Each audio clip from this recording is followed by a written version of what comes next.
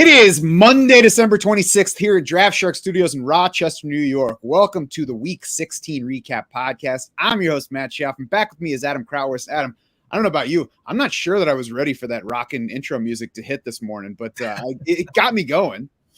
Yeah, whenever I hear that music, I expect you to say, I'm Matt Schaff, and with me, as always, is Jared Smola. And every time I hear my name, I'm like, wait a minute. We're happy. I always wonder, too, if people, like how many people realize that that's kind of a nod back to Wayne's World, which is definitely from my generation. I don't know how much time you watched that. No. Way before me. Yeah, it was always, I'm your excellent host, Wayne Campbell, and with me, as always, is Garth. So definitely not a slight to any co-hosts here, but we're almost through week 16, which is the second to last fantasy week in most leagues. We've got one game left to go. I know plenty of people are going to be sweating the results of Chargers Colts because there are plenty of fantasy relevant players in that one. I certainly have spots where I'm hoping that nothing big happens from anybody involved, really. I have a couple teams with nothing left to go, but plenty left to win. Do you have any week 16 sweats or teams that are fine for now that you're just antsy for week 17 with?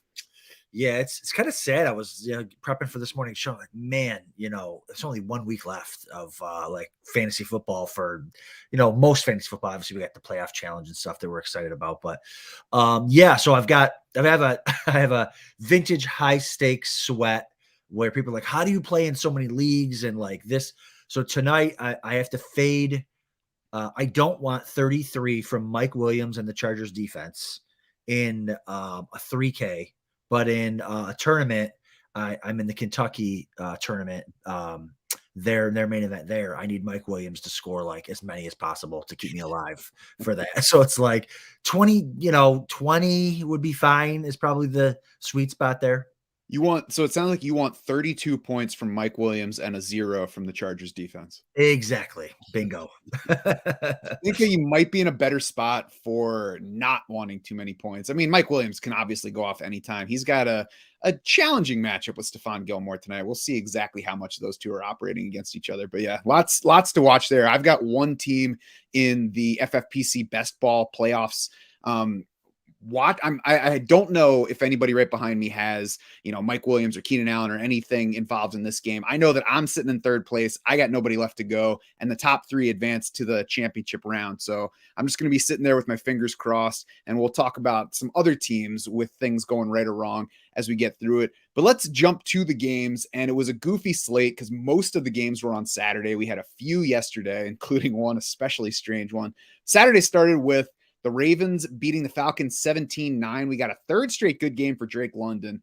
3 of 4 now since Kyle Pitts went down. 7 catches, 96 yards on 9 targets against Baltimore. Third straight game with at least 6 catches, 70 yards, and 9 targets. So it looks like Drake London is somebody that we can use in a positive week 17 matchup with Arizona. And, unlike last week where he got there despite very small numbers from Desmond Ridder in his debut, Ridder threw for 218, which is not huge, but it's better than 97 yards. Yeah. It's nice to see him be able to, because no one's really got, Ridder going, but London, some people might be sliding him into some lineups. Nice to see him get involved. 9 targets, had some great catches too. Had a nice catch in like triple coverage. London did went up and got it. Kind of showed that ability that people saw coming out of the draft. Had a couple of his longest was only 20 yards, but he had a couple of those. So fine, 7 for 96 looks good. Nice to see another kind of rookie receiver coming around here towards the end of the year. Sometimes it takes these guys a half a year to get going. Now it also takes somebody actually throwing you the ball. Right. Like DJ Moore in Carolina. We don't need you to be great, Desmond. We just want you to throw it to Drake London. Close your eyes and throw it to Drake London. That's it. So yeah, good for him. Looks good. These weren't fluky fantasy points here, but Tyler Algier, another one that's like sitting on these, best ball roster at the bottom of these best ball roster. People like, oh, how did I score so many points? Scroll down. Oh my God, Tyler Algier's alive and doing it. 4 for 43 involved in the passing game. Looks pretty good in the running game. Got stopped a couple times inside the 5-yard line here, or his stat line would have been even greater. And Patterson just looks kind of old. He looks kind of old and slowish. So I don't see, there's only one game left really, but I don't see him taking the role back over. And he's a kind of guy to keep an eye on in the offseason.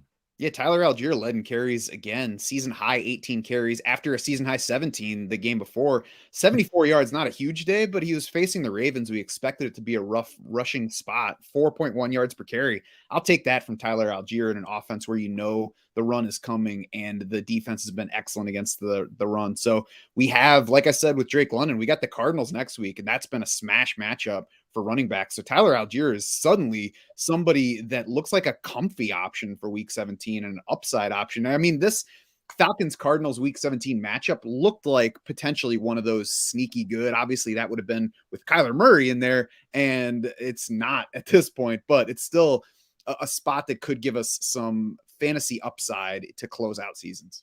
Absolutely.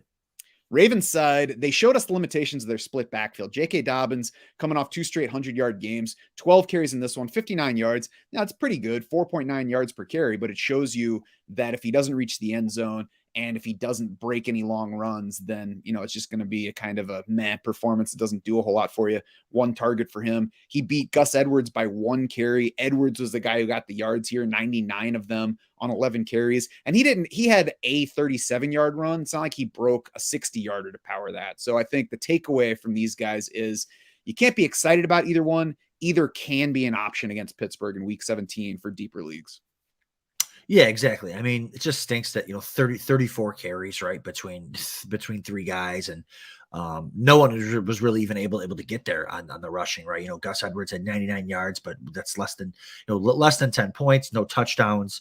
Dobbins didn't look bad, averaged 5 yards a carry and looked fine, looked like he normally did, just like you said, didn't snap that long one, only a long of 14. But this is what we're kind of afraid of at all points during the year with this backfield, is it's kind of been kind of a mixed bag. And unless you snap off a 60-yarder, which Dobbins has been doing, if you don't score, you're in big trouble. So, I mean, this is just an offense to avoid. Huntley only had 17 passing attempts. Andrews, three catches, had a nice catch on a corner route, but other than that, it was a 36-yard gain. Like, it's, there's no end zone targets there. There's just no offense for this team. So, but again, the Ravens find themselves in the win column again, sitting it to 10-5. But yeah, Andrews has been a real dud down the stretch.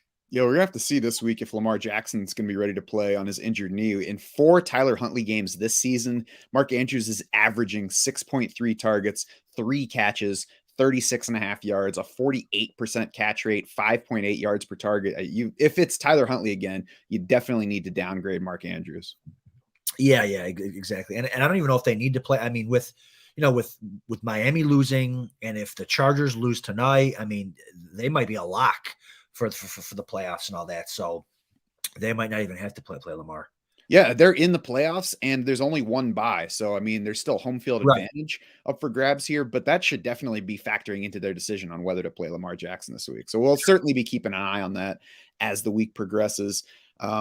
Panthers 37, Lions 23. This is goofy. I mean, I wish that we could just know whether we can use Panthers players or not, because there's a week where you're like, oh, yeah, the backfield did a whole lot last week. This matchup's pretty good. I'm going to use them. Then you use them. It's like, oh, yeah, the Panthers suck. And then you're like, okay, now I'm not going to trust those guys this week. And it's like, oh, okay, they're going to run the ball a lot and everybody's going to produce. Deontay Foreman, 21 for 165 and a touchdown. Chuba Hubbard, 12 for 125. Even Raheem Blackshear scored a touchdown again. And this Lions defense that had been challenging against the run was an absolute doormat. Not even just a doormat. It was like one of those moving sidewalks at the airport. You step on it, it'll get you your place faster.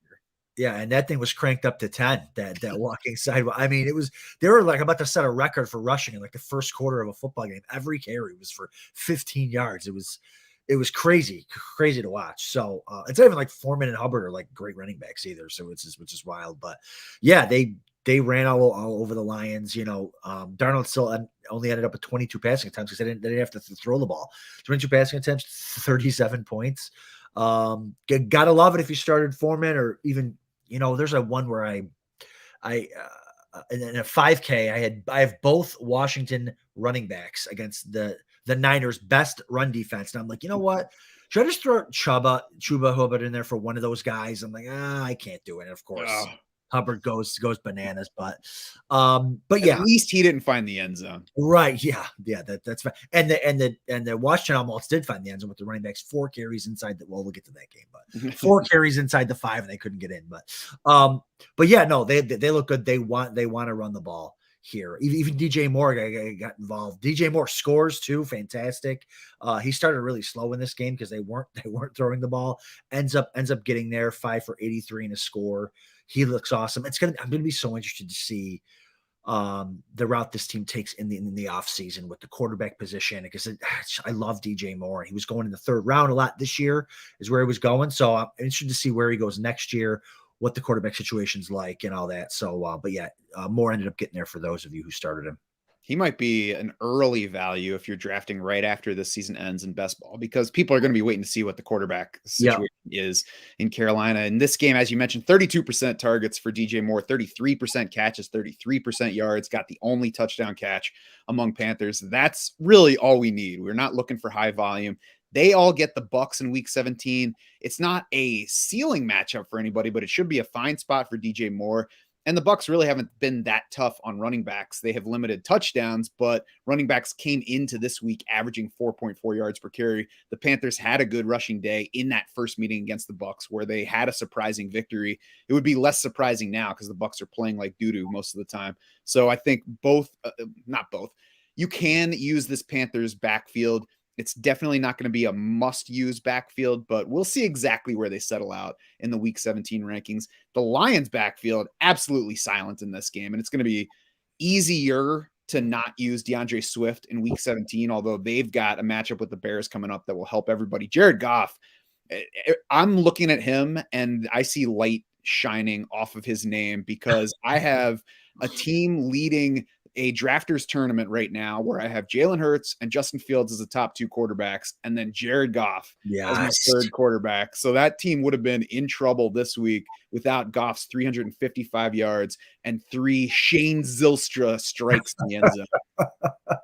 Zane, welcome to 2022 fantasy football, Zylstra. Like how many teams advanced on the back of Zylstra this week? Hopefully nobody. But we all should have seen this backdoor revenge game coming. The Panthers had Brandon Zylstra. They did not keep him around. So here comes brother Shane to say, I'm going to make you guys pay, even though my team's losing. Listen, I listened to the preview pod last week. Okay. You guys did not mention the Zylstra revenge game. Okay. But yeah, back to Goff. I have a lot of Jared Goff best ball. I have a lot of Jared Goff in my high stakes too. He was just kind of one of those second QBs. He's been better than expected. He's been really, really good. 355 yards, 3 touchdowns. People are thinking, oh, he's a bridge quarterback. I mean, they're going to win. They got 2 games left. They've already have 7 wins. They're not going to have a top 3 pick. They're probably not going to have the top 5 pick. So he's going to be there next year, and they have weapons. So Goff looks comfortable in the offense when you have an elite offensive line too, where you can just sit there and pick teams apart with those nice weapons. It's really, really good. Chark was the big guy this week, kind of in the yardage category. But Amon-Ra, 13 targets. They love Jared Goff loves peppering Amon-Ra. But yeah, the run game, huge issue. So now that I'm narrowing down all my teams, I haven't cared about Swift all years from like a personal perspective. But now I have a $750 RotoViz Triflex over at FFPC Dynasty League best ball, and Swift is my number 1 running back, and the guy just can't. My team's stacked. My running backs stink, and DeAndre Swift just can't do anything ever. 4 carries, wasn't really involved in the passing game at all. So it's I don't know what they're doing. I don't know if he rolled his eyes at the coach during a practice, but Jamal Williams is getting all the carries inside the 5. He had a touchdown called back last week. Jamal Williams did. They want him around the goal line. So I don't know. I don't know what's going on. More importantly, though, we've got that matchup that I mentioned with the Bears in week 17. So it's a good spot for everybody. So at least if you have close calls between, one of those Lions players and somebody else, it's going to be a Lions boosting matchup. I wouldn't get excited still about Jamal Williams or DeAndre Swift, but it's at least a spot with hope. And can I say this time of year, I especially like best ball where I don't have to decide who to put in that championship, that championship lineup. I just have to, hope that the guys score for me. Yeah, no, yeah, exactly. And Swift's a guy you just got to cross your fingers and hope that he scores for you. Bills 35, Bears 13. Not a great first half for Buffalo in this one, but they did turn it on late. We got an especially big day for Devin Singletary. Big game for the backfield overall. 12 carries for Singletary, 106 and a touchdown from distance, 2 catches for 19 yards. He's 6th among PPR running backs in scoring this week heading into the Monday night game. And the Bills have actually been much closer to a balanced offense in recent weeks for the season, according to our numbers from Timmy Hernandez in a free article right now on draftsharks.com. The Bills are still 3rd highest in pass rate over expected for the entire season, but they're just 10th in that category over the past 4 weeks. So they've been much more willing to hand the ball off. And that's interesting to note heading into a week 17 matchup with Cincinnati. Yeah, I don't know if I would look too much into that. They've also, I mean, I haven't seen numbers for this, and I'm a rabid Bills fan. I don't know if anybody knew that, but they play in the worst weather the last 2 years. The weather that they've played in is got to be the worst. They have games moved from Buffalo out of state. They had then they go to Chicago. The weather they played in, now you couldn't tell because there wasn't snow on the field, but people would die walking to their mailbox in that weather. Negative 10 degrees with 30-degree wind chills.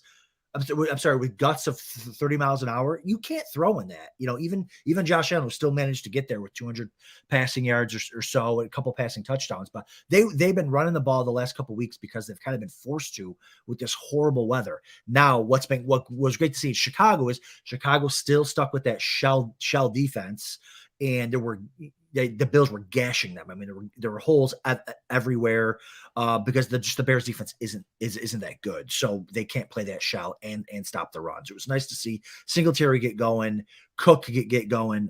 Also, both of them had great games. Both of them scored, but a lot of that was due to the offensive line. I mean, they had the holes were gigantic. So I don't know. All that to say, hopefully we get a shootout, Bills Bengals. If we can get some decent weather, I think the Bills will kind of go back to passing it a little bit more. And Josh Allen's had a sprained elbow for 6 weeks or so, so I think they want to throw more. And I think if they get the opportunity, they will.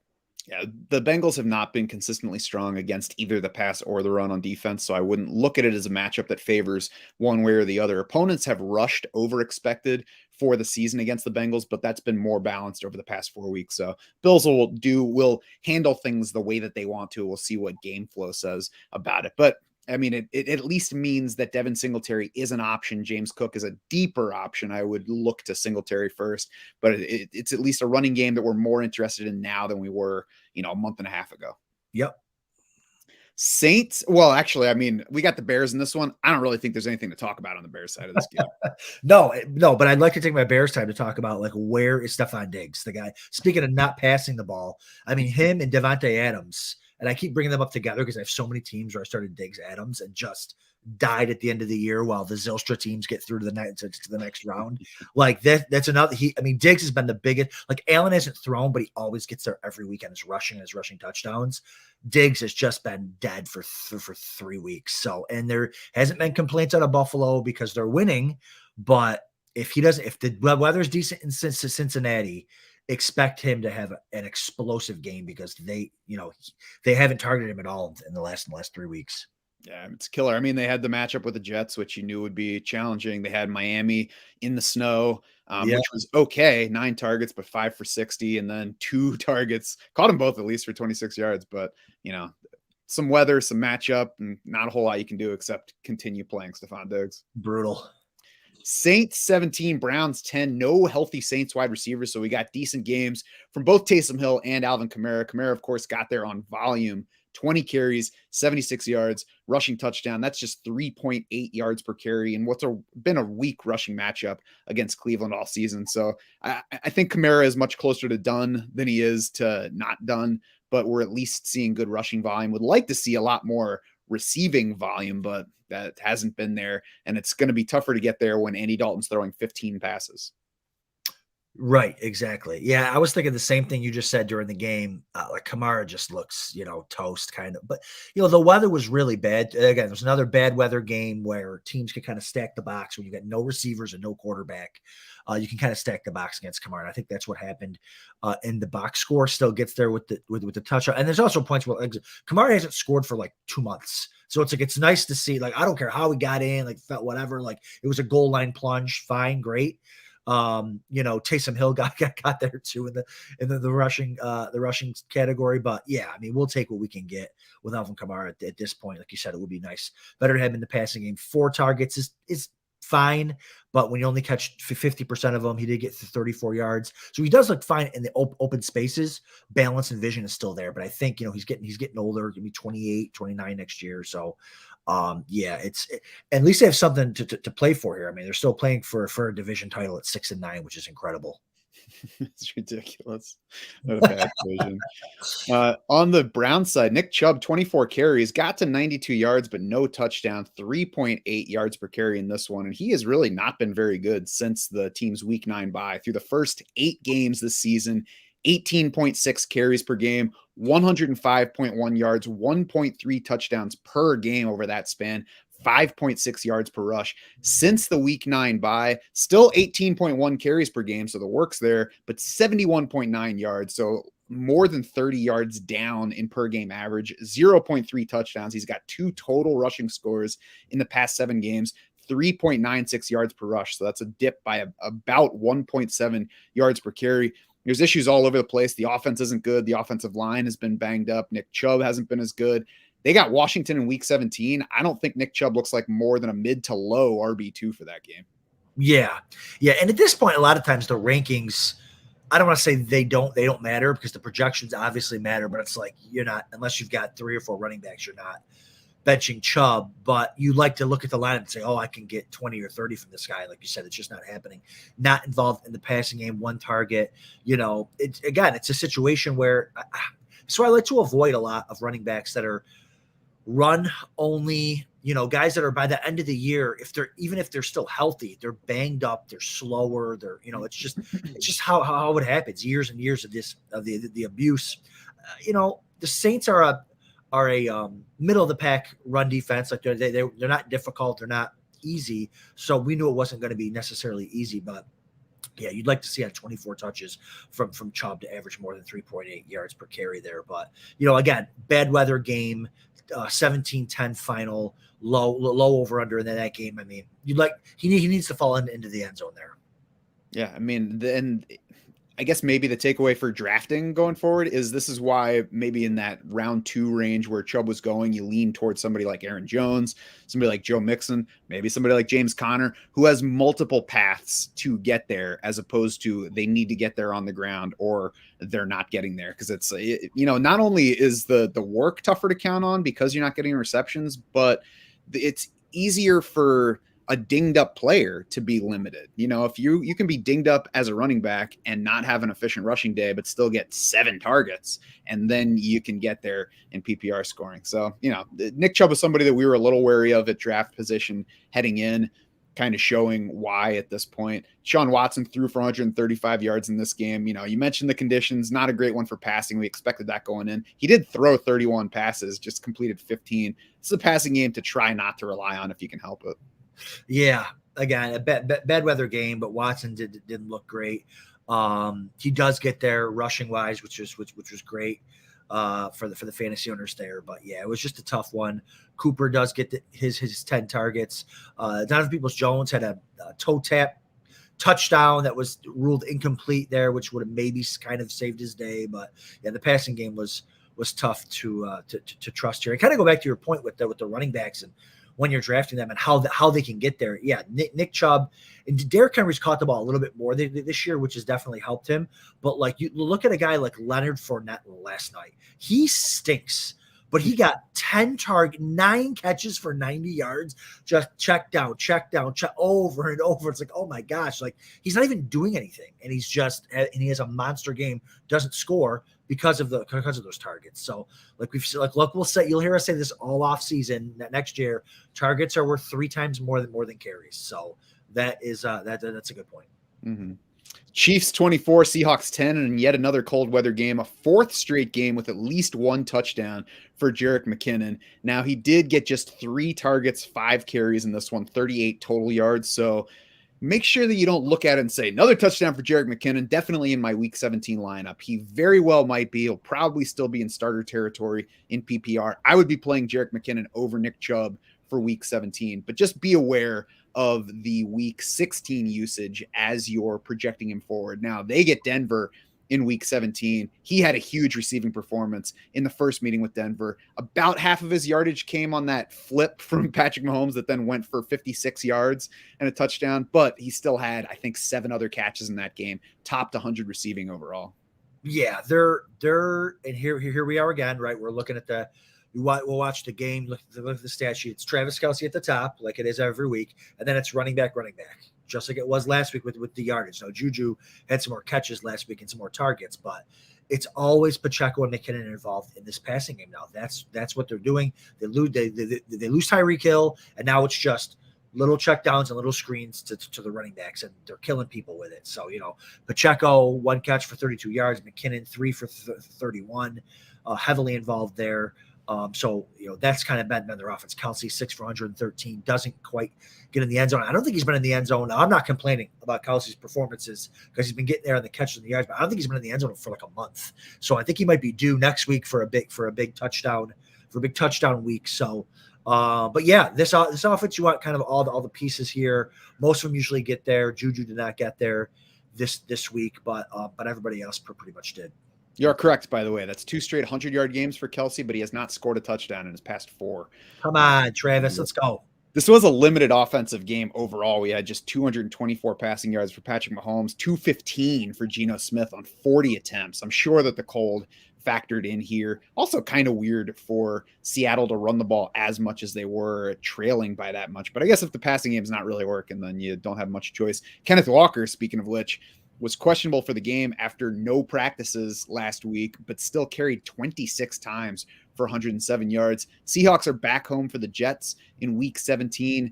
Not a ceiling matchup for anyone. I would imagine Kenneth Walker will land inside our top 20, but it's definitely not a spot where you're going to be excited about any Seahawks.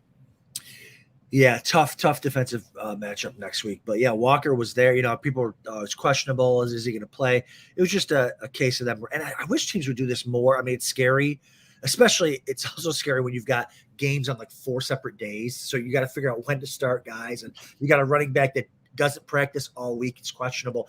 They should do that more often. Like, how much do running backs have to practice? Like, once they know the offense, do they got to be out there getting – I know they're not really hitting, but do they got to be out there running around? Just let them rest. These guys go through car accidents every single week when they're playing out there. But he gets out there, 26 for 107. Again, looked good, looked fine. I'd love to see a guy like Walker, which we saw earlier in the year, but I'd love to see him get more involved in the passing game. Had 2 targets, fine, 2 catches, but -2 yards. I'd love to see them get, especially with Tyler Lockett out. Lockett will probably miss this week, but he might be back. They were saying he might be back for the end of the year. But yeah, Walker looked good. Didn't necessarily even get you there because you didn't get that touchdown. You didn't really get those receptions, but 12.5 fantasy points. I guess you can't really complain from a guy you didn't even know was going to play. Yeah, and they did at least tell us that he was expected to play ahead of time. Yes. So we had that. It was an early Saturday kick. So, there was time to know that you had Walker available. Certainly anybody's guess just how effective he was going to be. And it's not like he was super efficient, but if you're going to get 26 carries, you're going to normally do all right on rushing yardage. Vikings 27, Giants 24. Another huge passing volume game for Kirk Cousins. 48 attempts in this one. We had 16 targets apiece for Justin Jefferson and TJ Hawkinson this time, not KJ Osborne's turn.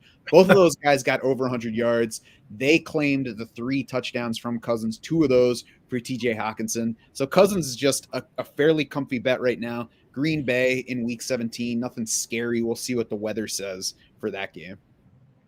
Yeah, I mean, the Vikings have been, a fantasy football masterpiece the last 2 weeks for all those guys. It's good to see. This is what happens when you get to play games in decent weather, inside of a dome or whatever. It's nice that everybody can get cooking. Hawkinson, 13 for 109 and 2. I think he's only had like 2 good games all season, and those 2 games are going to put him in like the top 3 of tight end scoring for the year. He had another monster game probably 6 weeks ago where he went for Seattle at one point. Okay, yeah, where he went for more than this, but this will be interesting to see where he's. You can kind of see where my mind's at, man. I'm already thinking towards next year. It'll be interesting to see where he's going to be going in some of these tight end premium drafts. I probably won't have much of him because it'll probably be Kelsey or nothing for next year. Kelsey or next year's Evan Ingram for me. But yeah, Jefferson gets there. Jefferson looks awesome. He's probably the number one pick in fantasy drafts next year, and he always gets Cousins there, 300 yards, 3 touchdowns. It's been so good. The Vikings team as a whole, though, they get a 61-yard field goal. I mean, this team could lose their first playoff game by 70 points because it's just all their bad luck or all their good luck runs out. But hey, the fantasy gods are with this team for sure. Yeah, I've got a preseason ticket for Justin Jefferson leading the league in receiving yards that I'm watching till the end. But Nice. that's a comfy one. There you go. Giants side of this one, 42 pass attempts were the second most of the season for Daniel Jones, 71% completions, 334 yards, just 1 touchdown, 1 interception, kind of stuff we've come to expect from Daniel Jones. Just 34 yards rushing too, but only 4 carries, 10 targets apiece for Richie James, Isaiah Hodgins, and Saquon Barkley. I knew one of those guys coming into the season. That's right. So nice to see. And kind of what you were saying, second round running backs that have that potential pass catching upside instead of a guy like Nick Chubb. There you go. I mean, Saquon Barkley, 8 catches, 49 yards. We love to see that. Also 84 yards and a touchdown. Almost had another long touchdown, kind of got tripped up in the middle of the field, but good to see him get going in this game. Have a lot of shares of him down the stretch. Daniel Jones has been great too. I mean, he wasn't good last week, but every other week he's been good enough where you took him as like QB 18, and he's been startable for you for sure. 334 yards and a touchdown, throwing to absolute nobodies. And speaking of a bridge quarterback, again, they're not going to have a top 5 pick, but he's looking like you put some. I mean, they got to be one of the offenses that have the least amount of skill guys. I mean, outside of Saquon Barkley, they have nothing. But Daniel Jones, week in and week out, is around a top 12 fantasy quarterback option. He's got no contract for next year, too, because they declined his 5th-year option. So we'll see what the Giants do. We'll see what Daniel Jones does. And just in case you're a first-time listener, I was kidding. I did hear of Richie James and Isaiah Hodgins coming this season as well. The Giants are back home for Indy in Week 17. I'm glad that Saquon Barkley rebounded from the neck thing and some inefficiency to at least be a guy that we know is going to get there most likely every week, and he'll certainly be high in our rankings for Week 17 as well. Richie James, Isaiah Hodgins will still be a couple of those guys where it's like if you're looking in deep wide receiver 3 range into wide receiver 4 for a PPR flex, they're guys that could work out. They just as easily could not. Maybe we get the targets going to Darius Slayton and Daniel Bellinger next week instead. So, they certainly can be in play. Just make sure you don't overrate just because they had the bigger PPR games this week. Yeah, it's been tough because you just don't know which one to start, right? Slayton, Hodgins, James. I mean, you just never know. It could be, it's generally the guy that went off one week is going to be the guy that doesn't go off the next week. So it's kind of tough to play that game, and we knew this was going to be a boom volume spot too, or correct. At least likely to be. Yeah. Bengals 22, Patriots 18. Clearly Cincinnati came into this game planning to lean pass. We had 52 attempts from Joe Burrow in a game that they controlled most of the way. New England's tougher on the run than the pass, so it makes sense. I would not be surprised, Adam, if we get a similar approach from these Bengals against the Bills on Monday night. The Bills do rate tough in both pass and run defense for the season. So, you could interpret it either way. I think the Bengals look at that one, though, and say they have more mismatches with their wide receivers against the Bills secondary. Yeah, that's going to be that. Well, that's the game that everyone was stacking in the preseason best ball, man. Bills, Bengals. Hopefully we get some decent weather so we can really get a shootout. That should be a great game, man. I was rooting for the Patriots too here to win. They almost lucked out and got this win, which would have been huge for the Bills for the first round bye. But the Bengals end up pulling it out. Burrow, 52 pass attempts, like you said, 375 yards with all those weapons.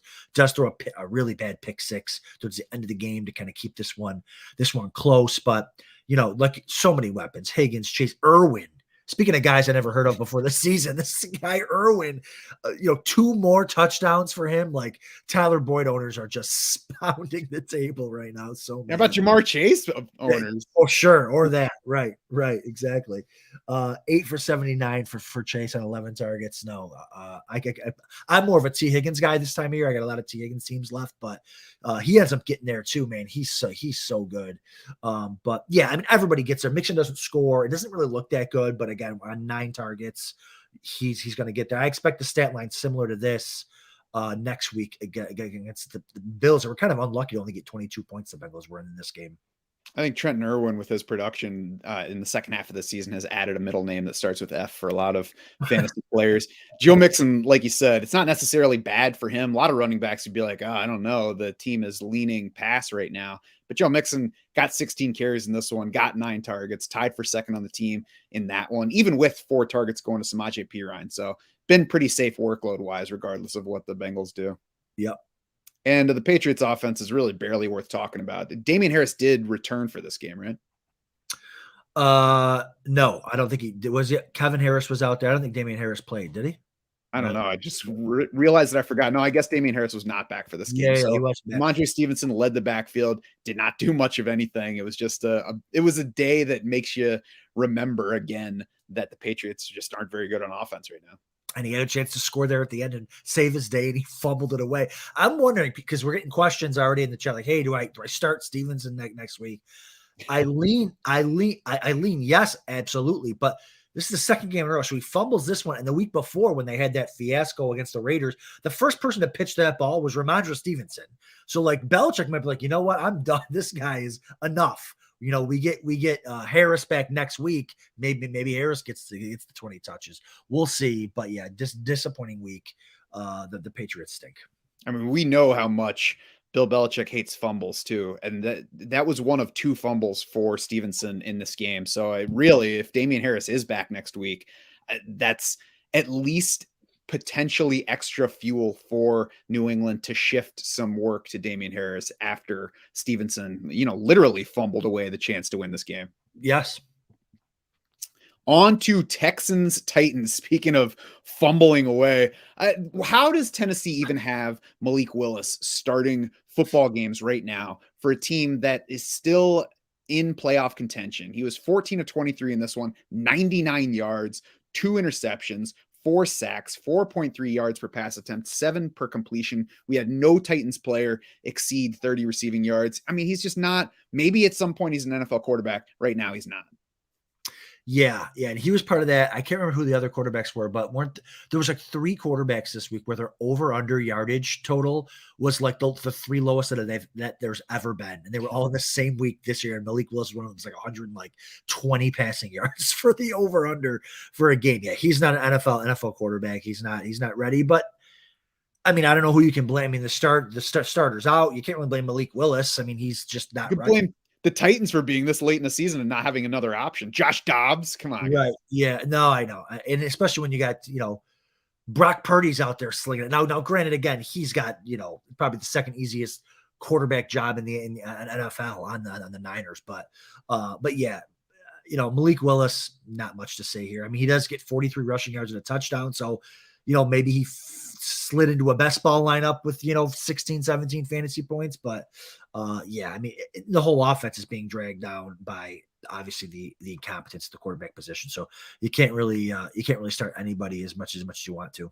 Yeah, no monster game for Derrick Henry in this one, but he at least, got well over 100 again. Helped himself with a 48-yard touchdown run in this one. They get Dallas on Thursday night in Week 17. You would love to not have the quick turnaround for the sake of the running back, but obviously Derrick Henry is going to be in all lineups. On the Houston side, we got Brandon Cooks back. He got 9 targets in this game, 5 more than any other Houston player, caught only 4 of them for 34 yards and the team's only touchdown. I think Cooks is okay as a PPR option for Week 17.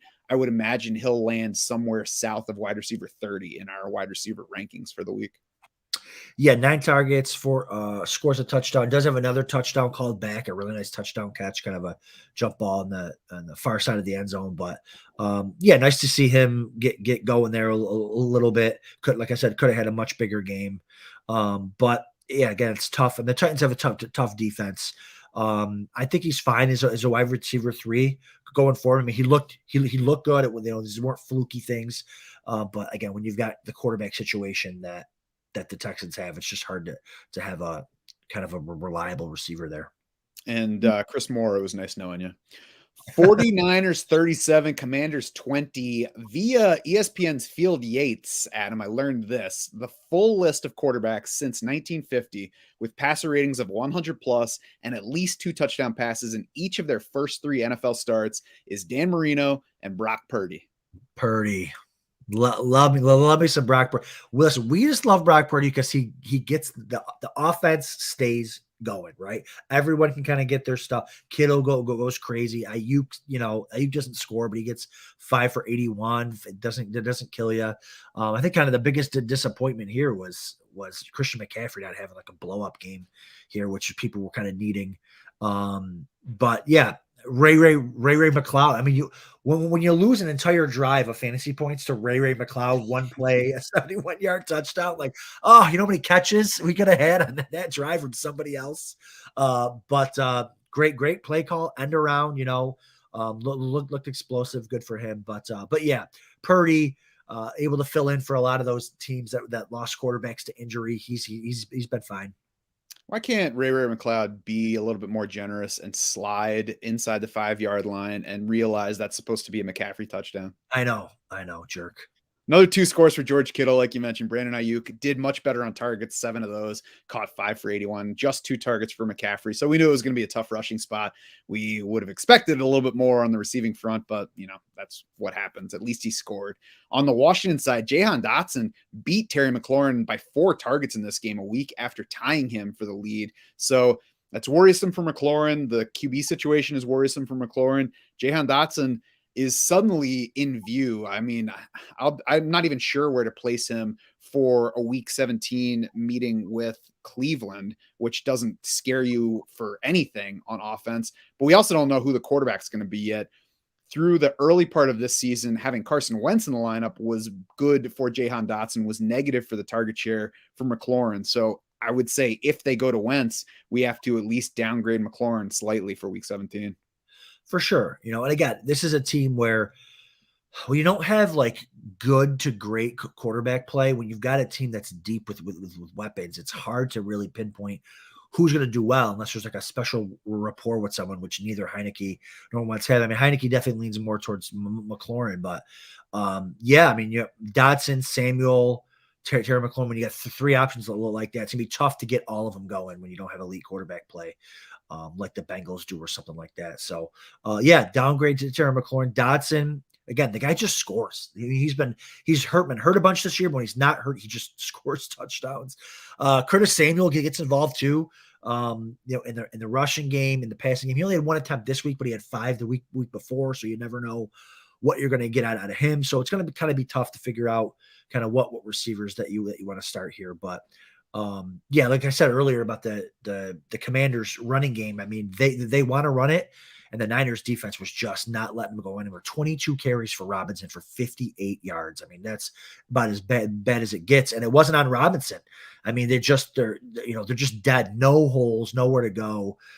They did get inside the 5-yard line. I would have loved to have seen Robinson or Gibson got the last carry there to get in, but just the penetration from the D tackles from the Niners was just too much. Yeah, predictably bad rushing spot against San Francisco. Right. So we had both of those guys well outside of our top 24 for the week. Much better spot against Cleveland for them. So you bet on that volume. And I think Brian Robinson makes for a pretty sturdy option week 17. I would most likely be starting him over Nick Chubb in my week 17 lineups. Yeah, they got Cleveland, right? Is that yeah, I mean that's it. You kind of got to go back to them because they, this week was, like you said, predictably bad. But the Browns rushing defense is not good. Mm-hmm. On to Cowboys 40, Eagles 34. 2 late fumbles by Eagles running backs served this game up to Dallas, but it was a close one throughout. Gardner Minshew proved plenty capable, got A.J. Brown and Devontae Smith over 100 yards, completed a long one to Dallas Goedert, who only had 3 catches, but I think he got to 67 yards in this game. So we'll see if Jalen Hurts is back. I would like to see them, like from a real life standpoint, I think it would make more sense to not play Jalen Hurts against the Saints. We still have an Eagles team that only needs 1 more win or 1 loss by the Niners to get the top seed in the NFC. So, you don't want to count on winning one of the next 2. Like, just think that it's, take it for granted is what I'm looking for, I guess.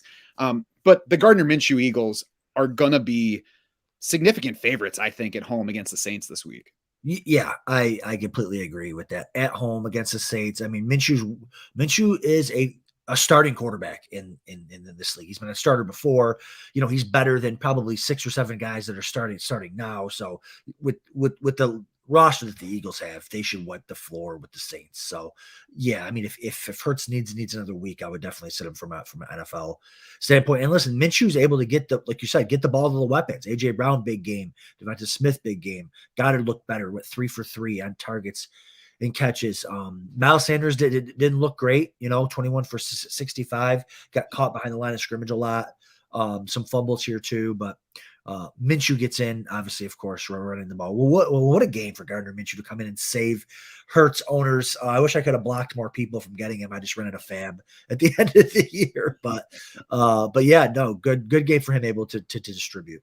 Mm-hmm. Inefficient game for Zeke Elliott, but he got plenty of work. He got a touchdown again, so he's sticking in lineups. Tony Pollard, not much on the ground, but got to 61 yards receiving on 6 catches. Big game for CeeDee Lamb, big game for Dak Prescott. So you like to see those two things. Dak Prescott, 347 and 3 touchdowns, despite taking 6 sacks in this game. So it's going to be a pass funneling matchup against Tennessee on Thursday night. So I would feel pretty good about either Prescott. Obviously, CeeDee Lamb is in lineups. We got a touchdown for Michael Gallup in this game. I would still prefer to not play Michael Gallup going forward just because he is such a boom bust. And even though it's a pass funneling matchup against Tennessee, we're still going to get plenty of rushing volume from the Cowboys because they just like to run the ball. And I'm not sure that the Titans are good enough to put up a fight in that game. Yeah. I mean, even if the Cowboys aren't successful running it, they're better when they're balanced. So they're going to continue to try to do that. But like you said, Gallup's kind of been MIA for a while now. I mean, he's kind of been the odd man out.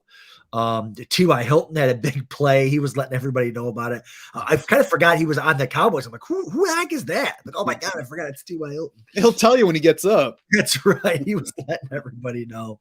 Good for him though. Injuries and stuff like that. It's nice when you get to come in and make a play like that. But Pollard, 6 for 61, looks great in the passing game. Freaking Pollard gets a carry, gets him all the way down to the 1 yard line. And you always know, I've got so much Pollard. You already know. They always get up, they're fixing their pads. They like, don't look to the sidelines. Don't look at it. He looks over to the sidelines. And, he starts jogging off. What if they just don't look? Will Zeke just stay over on the sidelines? Like, just go back to the huddle and act like you earned that 1 yard touchdown run and go get it. Yeah, I want to see what happens if Tony Pollard tries to wave Zeke off the field when they're doing that. I'm going to guess he's fighting both Zeke and Jerry Jones after the game. Oh, so dumb. Steelers 13, Raiders 10 in a game that nobody deserved to have to watch. You like a touchdown from George Pickens, but that's on 5 targets. I'm not going to bet on George Pickens in any game where I know he's getting 5 targets, and I don't think there's any reason to bet on more than that. The bigger impact from Kenny Pickett returning is Deontay Johnson. Like, he got there fine for PPR, 5 catches, 64 yards, but 3rd on the team in targets for this one.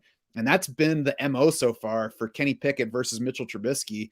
Johnson's been a target hog when Trubisky's on the field. He's been okay in targets when Pickett's the QB. Yeah, I mean, are we gonna get it? Are we gonna get a season where a guy gets like 150 targets and doesn't score? And I can't even think of I don't watch every minute of every Steelers game, obviously, but he's even been close. Like, do they even target him in the end zone? Like, I haven't even seen one where he's been tripped up at the 1. He's just never, no yards after catch, no, nothing. Like, he's never near the end zone. It's crazy. But yeah, it's gonna be tough. I mean, I've had Deontay Johnson benched for a while now, which is crazy to think about because, I mean, I have some really good receivers on some teams that I have him on, but he's never even been in my thought process because it's just they don't score. The offense isn't very good. Here's 2 teams that are loaded with skill guys, and because the quarterbacks stink, they can't get anything going. So, and you mentioned earlier Pickens. If any game I know he's getting 5 targets, like that's 5 targets is like his ceiling in this offense. Like he rarely gets targets, but he's really, really good. So he scores, and he ends up getting there for the people that had to start him.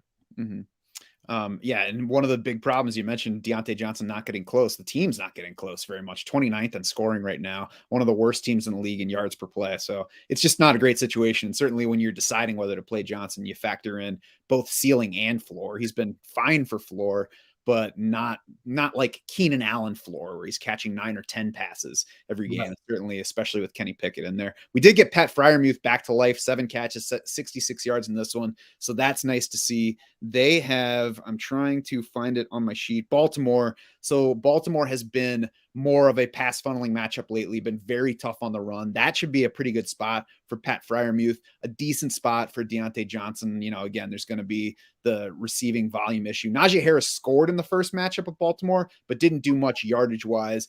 Did well receiving Saturday night, 9 targets, led the team, 6 catches, 42 yards. So, I mean, if we can count on that kind of receiving usage, it's going to be easier to start Najee Harris. We haven't gotten that consistently from him, though. Right, exactly. And yeah, I mean, 16 carries is fine. You know, if you know he's going to get 16 carries and 9 targets every week, you're super excited. But yeah, that's not doable every week, especially from a target perspective. Nine's a ton. And I know it was cold, but the Raiders just look more likely to choke versus expectation than exceed expectation in any given game. Yeah, Derek Carr stink. Derek Carr is going to be my new because he's probably not going anywhere. But Zach, I'm not going to get to say this a lot about Zach Wilson anymore because he's probably never going to play again. But Derek Carr stinks. Like, I mean, what else do you want? Literally, you couldn't ask for anything more. You have a stud to tight end, and you got a stud slot guy. You have Devontae Adams. You have a do-it-all running back. They just stink. Devontae Adams gets 9 targets. You know, some of them aren't even catchable. Like they just can't figure it out. You know, I mean, it's just an absolute disaster down the stretch here with these Raiders skill guys. And I don't blame McDaniel because McDaniel doesn't know what life's like without Tom Brady. So, I mean, you can't, I mean, welcome to the world, man. No, he does. Life sucks without Tom Brady. Remember in Denver and the Rams for him. He gets fired. You get fired for that. Yeah. And the Raiders now have San Francisco, arguably the league's best defense in week 17. I'm not even sure it's arguable at this point. So we're going to have to downgrade everybody for that matchup. Doesn't mean they're all going to be out of starter range, of course. Obviously, we've got Devontae Adams, Josh Jacobs in nearly all fantasy lineups. But, you know, it's the kind of matchup where you're like, crap, these guys have gotten me here, and I just can't expect big numbers from them. Yeah, and this was what we were saying, you know, 3 weeks ago when he had that blow-up game to get everybody into their playoffs. Yeah, well, enjoy it because you look ahead at the schedule, and the schedule was brutal, and now you got championship week against the Niners. It's like you know, I hate to say you're not going to bench him. Like I would be okay with benching him against the Niners after watching the display that they've put on the last couple of weeks. The thing is, Jacobs could get like 7 catches, which is why you probably aren't going to bench him. Yeah, you're going to have to be pretty strong at running back to actually consider benching Josh Jacobs. But we'll get more into that as we move through week 17. On to the Sunday action. We had Packers, Dolphins to start things out. And Tua finished with 310 yards, but it might have been the worst 310 yards I've ever personally watched. He had an 84-yard Jalen Waddle catch and run touchdown, 52-yard completion to Tyreek Hill. Through 9 games this season, Tua Tagovailoa had a 115.7 passer rating. That was a stretch that ended with the week 12 game against Houston, 9.0 yards per attempt over that stretch. Over the past 4 games, he's down to 80.5 passer rating, and that's with yesterday's numbers helping that. Still 8.5 yards per attempt, even over that down span, despite completing only 52.6% of his passes. That particular number, I think, points to Jalen Waddle and Tyreek Hill completely saving Tua's passing numbers over the past 4 games. Oh yeah, I've been saving his passing numbers all season. I mean, Tua just drops back, shot puts it left-handed into an open area, and the guys when they go get it, they score. You know, the Chargers a month ago showed how to play defense against this team when they shut the Dolphins down, and then ever since then, the Dolphins have lost 4 games in a row. They're not even going to make the playoffs at this rate. You know, it's been awesome to watch as a Buffalo Bills fan. And talk about a roller coaster of emotion. Like, you know, if you had Waddle early, I mean, Waddle still had an incredible game, but you're like, man, if I get an 84-yard touchdown on the second drive of the game, you know, I'm expecting, you know, this game could be all time. And to just like you said, Tua just was nothing. The rest of the game, he had like 200 at halftime. Throws 3 picks in the second half, bad picks too. Like he's dropping back, and teams are just dropping back into coverage, and he's just throwing, you know, grapefruits right to him. And it's you know, at least say they got there for fantasy wise, but it's going to be tough sledding going here in the next couple of weeks for the Dolphins. Teams are on to what they're doing. They are at New England in week 17, so it's probably going to be a cold game. That's not great. Tua was fine in the cold at Buffalo 2 weeks ago, though, and it is at least a matchup that has been tougher on the run, so we should get plenty of passing volume in that one. So you're not worried too much about the wideouts, but it would be nice if the QB was playing better. In the backfield, Jeff Wilson Jr. returned from his hip injury, played 4 more snaps than Raheem Mostert. They basically split everything completely even. Mostert, 8 carries, 45 yards, 2 catches among 3 targets. Jeff Wilson, 9 carries for 37 yards. He got the 1-yard touchdown. He had 1 catch on 2 targets. Split backfield makes them both difficult to use. Next week's matchup, like I said, tough on running back scoring. So I would expect that both of these guys will be outside our top 24 for week 17. Yeah, whenever they both start, it's tough to get excited about them.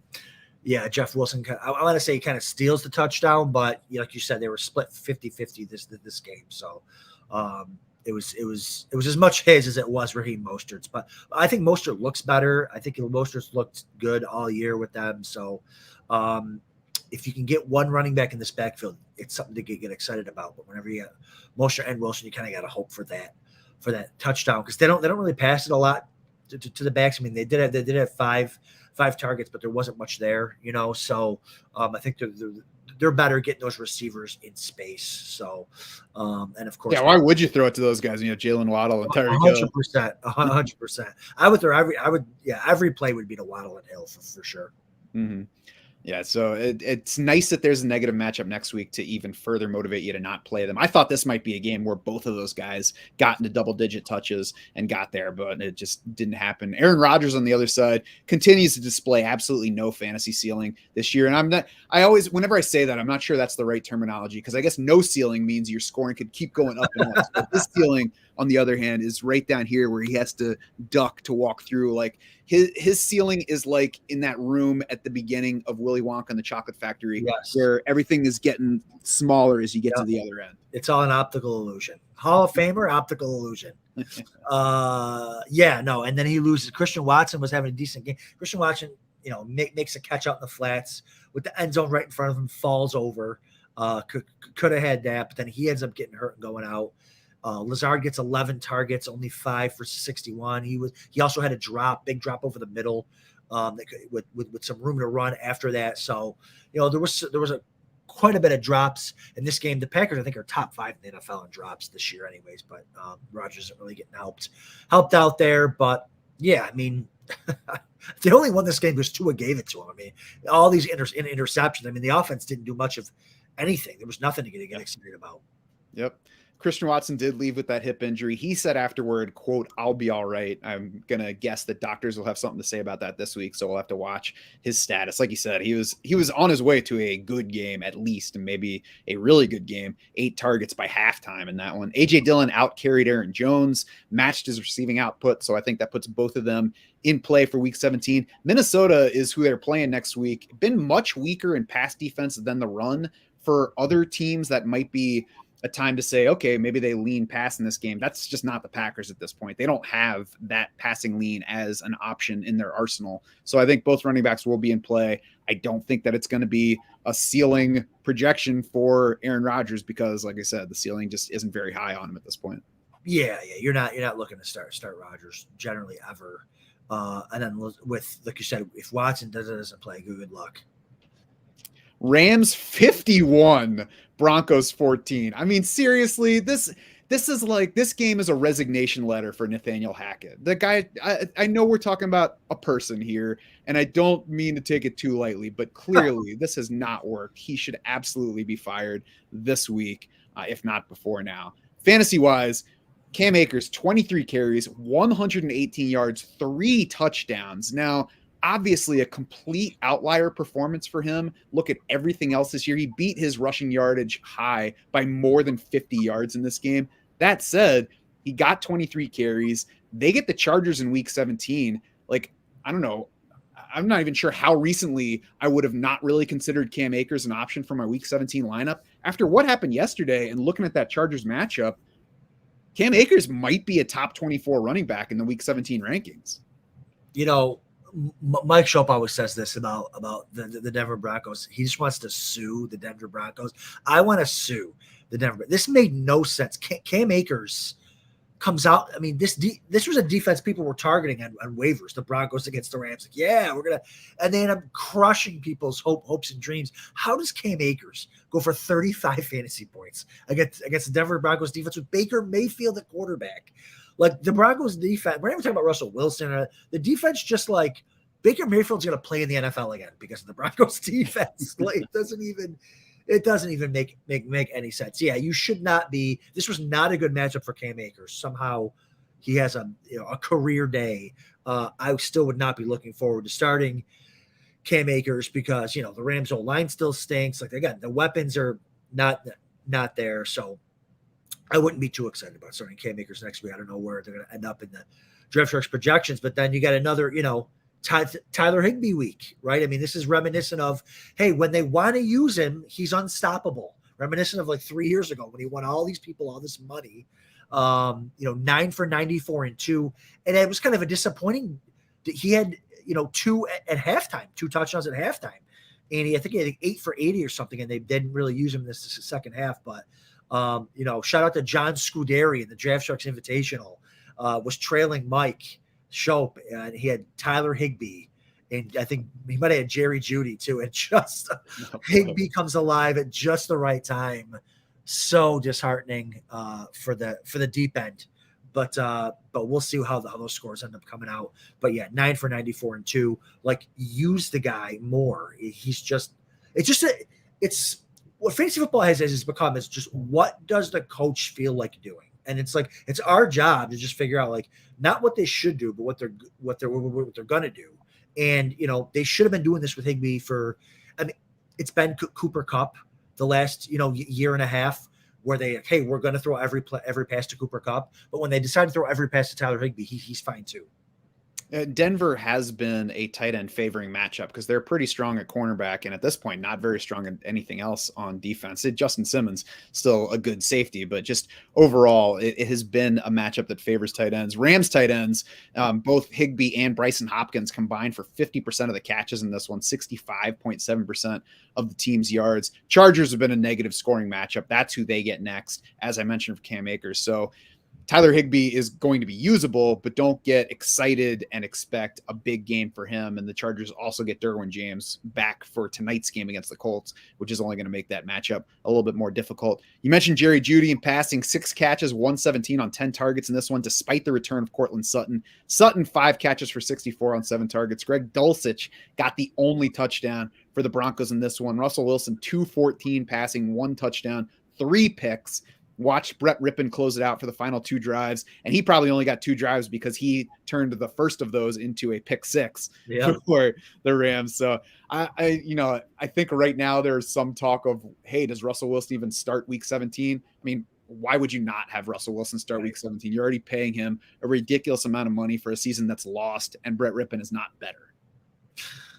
Yeah, they're just it's so sad to see this up because again, there's another team loaded with skill guys and incompetent quarterback play, and they just can't. Now, Jeudy ends up getting there because Judy's a really good player. I was saying that we were saying this going into the year. At least I was. With Jeudy versus Sutton, I was always Jeudy, especially at the 2-round, the 2-round discount. I think every time. That's obviously not every time, but most of the time when Jeudy and Sutton line up together, Jeudy outperforms him statistically. I think there was a time like last year when Jeudy, or maybe it's 2 years when Sutton was invisible when Jeudy was on the field. So unfortunately, Jeudy doesn't have, mega star potential with these quarterbacks, but he's just so good. He almost had a touchdown, toe tap, couldn't get in towards the end of the game there too, but still ends up getting there 6 for 117. It was just nice to see. It would be nice to see them get some competent quarterback play. I would say, too, the broader takeaway from Jeudy versus Sutton is when you have 2 guys in a situation where you can't say definitely this guy is the dominant one and this guy is a clear number 2, and one is going multiple rounds behind the other one. And Jeudy moved up, so it might not have been multiple rounds by the time a lot of people were drafting. But if you got a situation like that, one guy is significantly behind the other in drafting, take the lower cost one almost every time. Philly is another good example. Devontae Smith was rounds and rounds behind A.J. Brown, and we all expected A.J. Brown to lead the two of them in numbers, but it was like, both of these guys are good. I can't say for sure that A.J. Brown's going to be the dominant one. So I didn't take a whole lot of Devontae Smith just because I guess who was going around him, and I wasn't sure about the passing volume, but certainly between them, Devontae Smith has been the much better value at their relative draft positions this season. Yeah, I'm surprised you didn't use the Lockett versus Metcalf one, because I know, or are you just sick of talking about? Well, they were going pretty close together. Well, Lockett's just the guy. That's always the guy. You should always take Tyler Lockett. Yeah, that's true. I think there was probably about 4 rounds difference between the two of them, but yeah, those are really good examples. That's true. I forgot how big the gap was at one point because it got all wonky after they traded Russell Wilson away too. So that was a crazy situation. Anyway, getting back to the Broncos for Week 17, they get Kansas City. Of course, they had that game, the first meeting where Kansas City jumped way ahead. Denver came storming back and made a game of it. I think Jerry Jeudy, Greg Dulcich both look like fine plays in this one. I think Cortland Sutton probably lands somewhere in the wide receiver like 35 to 45 range of the rankings. Yeah, no, exactly. And again, it's a game where, Denver could be down big, and so game they're gonna have to pass to come back. Now listen, if Tyler Higbee can go for 9 for 94 and 2 against the Broncos, what's Travis Kelce gonna do? Travis, if you're listening, I'm expecting big all-time great numbers from you. It very well could be. Buccaneers 19, Cardinals 16 in overtime. Because when you watch the Buccaneers against Trace McSorley, all you think is, please don't let this game end. I need extra time for this one. The Bucs need to start. Adam, you know how you like set the clock ahead either to fool yourself into thinking you have less time to get ready or to fool your kids into thinking that they got to get a move on. So you set the clock ahead of where it really is. They think they're almost out of time. That's what the Bucs need to do to Tom Brady, because he absolutely sucks right now for like 55 minutes of the game. And then he's like, oh crap, we're about to lose to a garbage team. I guess we better score some points real quick. And then all of a sudden it's like, oh yeah, Tom Brady still exists. Well, I mean, yes, but he's also lucky enough where his defense keeps him in these games where he can just do nothing.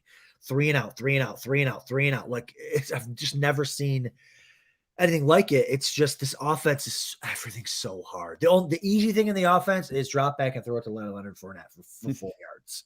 Like that's the easiest thing that they have going. And at least Tom Brady's doing that. So if you got Leonard Fournette, you're ecstatic. But with all the weapons that they have got, Godwin and Evans and Russell Gage looks healthy, although he looked healthy, now he's hurt. Yeah. But all these weapons that they have, everything looks so difficult. He tried to hit Evans on a post corner. Brady gets hit as he's throwing and gets intercepted. You see, Brady finally letting his offensive line have it on the sidelines because it's like, no time to throw. They can't even throw 3-yard out routes. All the defense, all at the line of scrimmage, just nothing works for them. And so, they're probably going to make the playoffs, and they're probably going to have a home game. So they have that going for them. But yeah, other than that, like, you're not excited. Like, I had Godwin going last night. He kind of got there for me. But you're just not excited to start any of these guys, even though they have, they technically have, explosive potential. Leonard Fournette, I think, is the big takeaway. He dominated backfield work last night. 20 more snaps than Rachaad White, 20-7 lead in carries, 10-4 lead in targets. You don't even need to be efficient at that point if you're getting that kind of work. They get Carolina in Week 17. Not really an altering matchup for anybody here. You're playing Leonard Fournette. Rachaad White's going to be more difficult to play after the way that game went. They said the game before that, like, after Rachaad White got less work than Leonard Fournette in that one, Todd Bowles said it wasn't by design. When this happens, it looks like it's more by design. So I think at least the positive here is if you've been having trouble deciding between Leonard Fournette and Rachaad White, it's definitely Leonard Fournette for Week 17. Yeah. And I mean, it's interesting because Rachaad White started the game. I think he had the first, he took the first drive and looked good with it. But again, it's all about, I think, Brady likes Fournette more in the passing game, although Rachaad White did finish still with 4 catches, but I think he likes Fournette more in the passing game when they're going up tempo, and that's where Fournette's going to get all those targets. It's funny, and I'm sure, I can understand it because Fournette's been around and Rashad White's a rookie, but it's funny to just look at the two prospects here and be like, no, guys, if we're going to be throwing the ball a lot, I want the old dumpy one. Now you could take the young thoroughbred and put him on the sideline. That's right. Cardinals, by the way, had to start Trace McSorley. He threw 45 passes for some reason in this game, 4.8 yards per attempt, 1 interception, lost 2 fumbles. We weren't expecting a whole lot from Trace McSorley, so at least we got a close game, but we did get multiple turnovers. James Conner got there, helping himself with a 22-yard touchdown run, 7 catches for 41 yards on 8 targets, second on the team in both catches and yards, third in targets. So nice game for James Conner. Greg Dortch led this team in targets and catches and yards, caught 10 for 98. The slot spot has been a boom volume position for the Cardinals all year. It's silly when Greg Dortch has more targets than DeAndre Hopkins and Marquise Brown, but I mean, we've at least seen that coming to some degree. Listen, when Trace McSorley's old and he's talking to his grandkids, his grandkids are like, Grandpa, how good were you when you played in the NFL?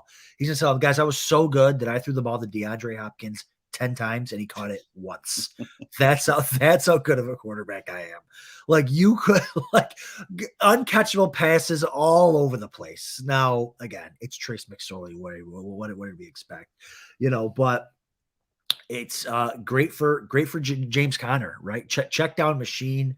8 targets, 7 for 41, and he does snap off that long touchdown run there, which was awesome to see. So Conner has been great, kind of down the stretch here, comes back, looks good, but the passing game, I mean, is just dead with Trace McSorley at quarterback, unless you started Greg Dortch, and I don't think anyone started Greg Dortch. It just makes me mad that they gave him 45 pass attempts because I did bet the under 192 and a half yards for McSorley. That seemed like an easy one, but if you're going to throw 45 passes, then it's a whole lot easier to reach 200 yards. Colt McCoy should be in line for a week 17 return against Atlanta. He's got a concussion, return for a limited practice Friday. If Colt McCoy is healthy, he's going to be the starter over McSorley, and that would certainly be better for everybody in the passing game.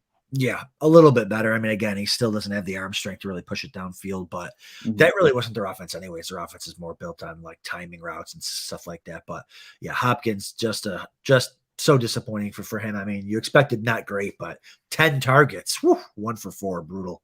Yeah, I was pushing for them to be as low as possible in the rankings, certainly trying not to use those Cardinals receivers for that one. We'll see about the situation. At least they get an upside matchup with Atlanta to close things out. And speaking of closing things out, Adam, before we close out, let's talk quickly about the Monday night game. And if anybody doesn't have a sweat or wants to, counter that, we've got Chargers and Colts, plenty of options on the underdog pick-em market or in sleeper over-unders.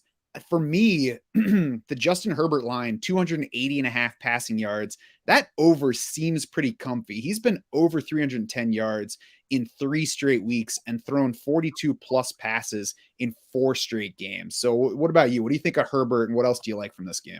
Yeah, I like Herbert a lot. I mean, when all his weapons are healthy, right, he has a chance to absolutely explode.